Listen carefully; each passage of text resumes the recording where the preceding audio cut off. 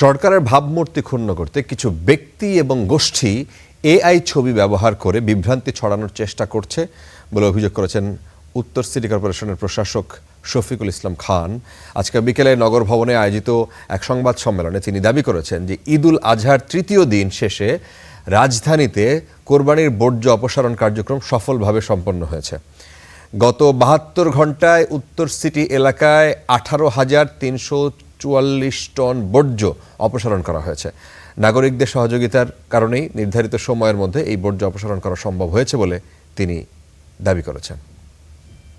ঢাকা উত্তর সিটি কর্পোরেশনের প্রতিটি জোনাল অফিসারের সহযোগিতায় আমরা মোটামুটিভাবে ইনশাআল্লাহ ঢাকা উত্তর সিটি কর্পোরেশনকে বর্জ্য অপসারণ করতে আমরা সক্ষম হয়েছি।